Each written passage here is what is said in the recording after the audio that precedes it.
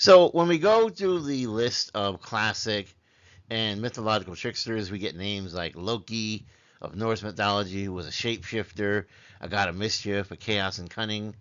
We get Puck, who's Robin Goodfellow from Shakespeare's A Midsummer's Night Dream. And he's a mischievous fairy who likes to cause confusion and play pranks. We have Coyote from Native American myth, a wise fool, a transformer, and a cultural hero. We have Anansi from the Akan myth in West Africa and Caribbean folklore, who tricks others and weaves clever stories. We have Eshu or Elegba, which is a Yoruban, West African messenger, master of crossroads, chaos, loves to trick and confound mortals and gods alike. We have Hermes of Greek mythology, who's the god of travelers, thieves, merchants, and cunning, and famous for wit and deception. We have Raven, who's from the Pacific Northwest, Native American mythos. He's a creator, a trickster, and often self-serving. We have Kitsune, which is a fox spirit known for shape-shifting and trickery.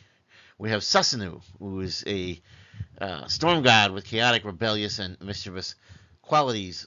We also have Maui from the Polynesian myth, a demigod trickster famous for clever exploits like slowing down the sun. Or Lu from Celtic mythology, who's clever, cunning, and sometimes depicted as a trickster. We have Nanaboso from the Ojibwe or Anishinaabe myth, which is a cultural hero and trickster, often teaching lessons through folly. We have other fairy tale like tricksters in books that are described, such as Brer Rabbit, who outwits the larger and more powerful animals. We have Till Eulenspiegel of German folklore, who's like a jester slash prankster who exposes human folly. We have Reynard the Fox, an archetype of slyness and cunning. We have Nasruddin Hoja, which is the wise fool, sometimes a sage, sometimes a clown. That's from Middle Eastern folklore. We have the Monkey King, Sun Wukong, of Chinese folklore, who's powerful, mischievous, and a sort of hero of the journey to the West. We have in modern pop culture, we have people like the Joker, right? Who's Batman's arch enemy, the ultimate chaotic villain, the master of anarchy and psychological trickery. We have in the Vikings TV series, we have Floki, who's inspired by Loki, who's inventive, eccentric, and very unpredictable. We have Q in Star Trek, who's the omnipotent cosmic prankster who delights in meddling with humanity, putting them in terrible situations. We have, of course, Deadpool, who is the trickster who breaks the fourth wall in Marvel Comics and uses humor and unpredictability as his weapons. We have the Jim Carrey flick, The Mask, right? Stanley Ipkiss, who was the embodiment of chaos and zany magic during the Mask War.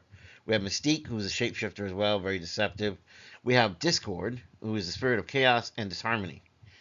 And then from other epic sagas and world religions, we have Hanuman, which is a Hindu being who's sometimes playful, sometimes mischievous.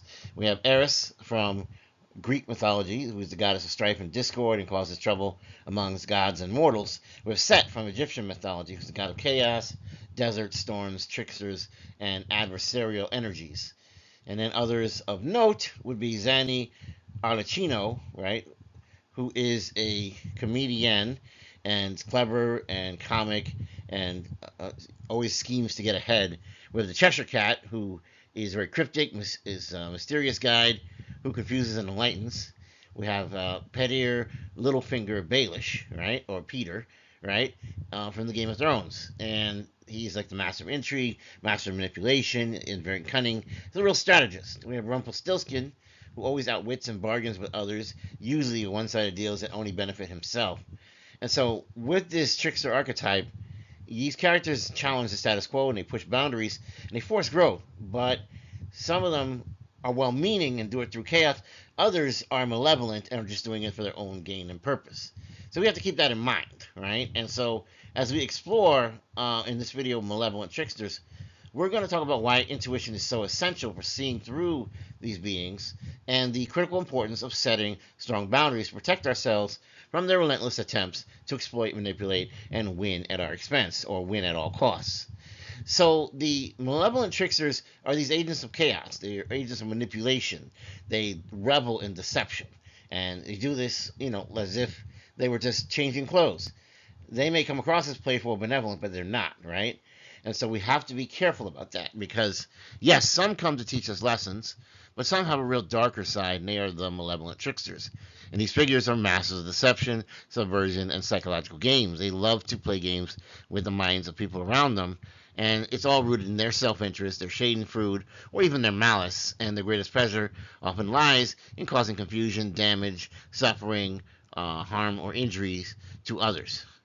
So, for example, Loki, in his most destructive moods, sowed discord just to watch the world burn.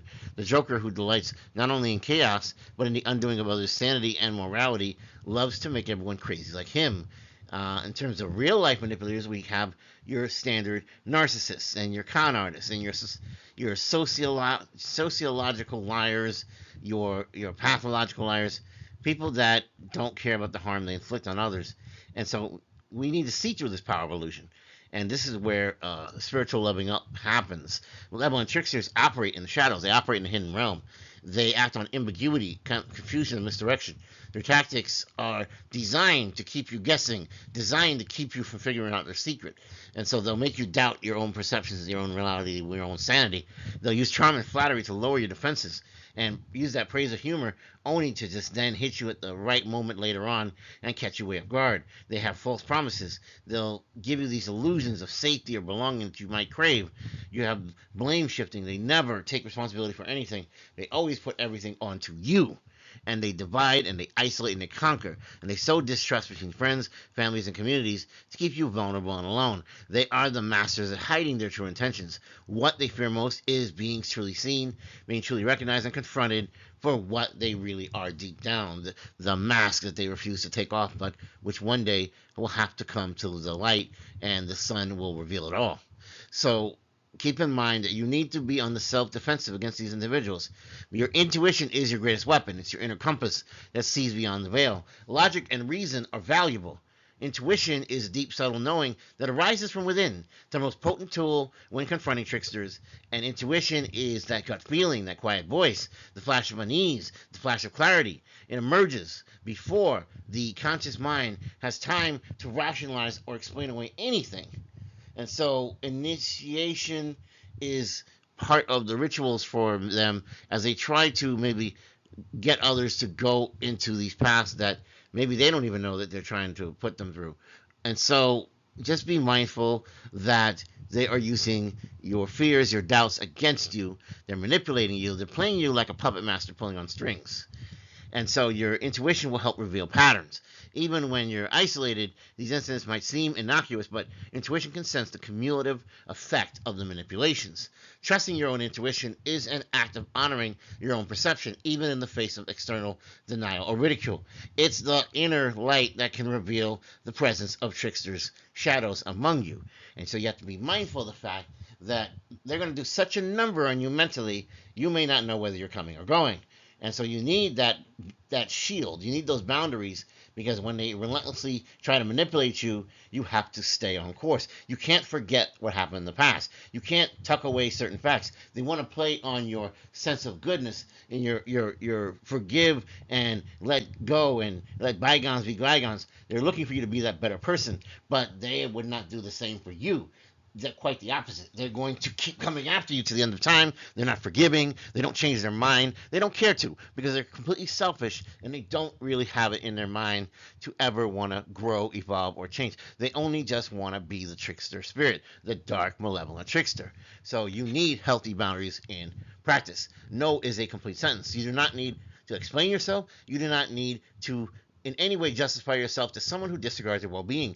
You have to walk away. You have to put physical or emotional distance. This is how you disempower a trickster. When you stop giving it fuel and you stop giving it supply, you let it starve itself out. You can't negotiate with chaos. There's no argument, reason, or debate that is going to work with these kinds of folks because they don't operate on logic. They understand logic and they know how to twist your logic, but they're never going to use logic to come to a conclusion that they should, the right and ethical conclusion. No, they know exactly what they want. They don't have any care in the world about how they get it. So they exists on these levels as a test of discernment, as a test of whether or not you can trust yourself, as a test of whether your boundaries are strong. The lessons not only to beware but to evolve. You need to sharpen your intuition. You need to cultivate that mindfulness, your self-reflection, your connection to your deeper wisdom. There's going to be so many things in life that are so important you will never see with your own eyes, but you can feel it with your heart. And so you must be unbreakable when it comes to these boundaries. You cannot give in. You cannot, eventually say, oh, well, you know what? Oh, why don't I let bygones be bygones? No, you can't do that. They wouldn't do that to you because they will not give you another chance. Once they've already decided their course of action, they're going to stick to that course of action. They will not embarrass themselves. They will not make themselves look weak. They will only just keep coming after you and make everyone think that you are the person to watch out for, that you are the malevolent trickster.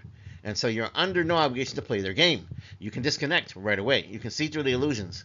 You can hold your boundary fast, and you respect yourself, and no trickster can undermine that ever. And if you keep on doing that, then you will reach the point where you are safe.